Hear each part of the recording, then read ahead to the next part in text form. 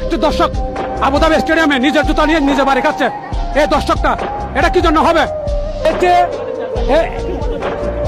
আর দেখবো না, আমিও খানা ধরলাম, এখানে প্রবাসী ভাইরা সবাই খানা ধরলো, আর কানে কেউ খেলা দেখবে না।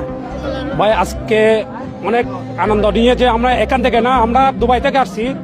এখান থেকে অন্তত পক্ষে আমরা 140 কিলোমিটার 40 কিলোমিটার করে আমরা গাড়ি চলে এখানে আসছি শুধু বাংলাদেশ ম্যাচটা আবুধাবিতে দেখার জন্য। আমরা তো একটা নাগিন ট্যাক্স দিব, কিন্তু উল্টা শ্রীলঙ্কা আমাদেরকে নাগেন। ওদের বেলায় কি ব্যাটিং পিচ হয়ে গেছে, বাংলাদেশের বেলায় কি বোলিং পিচ ছিল নাকি? আফগানিস্তানের সাথে বাংলাদেশ 100 রান পার করতে পারবে না, 100 রান করতে পারবে না বাংলাদেশ। প্রথম কথা হচ্ছে ভাইয়া, আমি একজন সাধারণ দর্শক হিসেবে বলতে চাই, আমি আজকে আমার দুই বন্ধুরা নিয়ে এসেছি। আমি 600 টাকাতে টিকিট কাছে আমি নিচ থেকে ওদের নিয়ে এসেছি খেলা দেখার জন্য। আমি টিকিটের একজন বড় ভক্ত ভাইয়া, সবসময় আপনাদের ফলো করে আপনার চ্যানেলও দেখি। বাংলাদেশ যে ধরনের টিকিট খেলে আধুনিক টিকিটে যায় না ভাইয়া, কারণ আপনারা শ্রীলঙ্কার ব্যাটিংও দেখছেন, আমরাও অবশ্যই শ্রীলঙ্কার ব্যাটিং দেখছি। এই পিচের মাঝে মিনিমাম 160-170 রান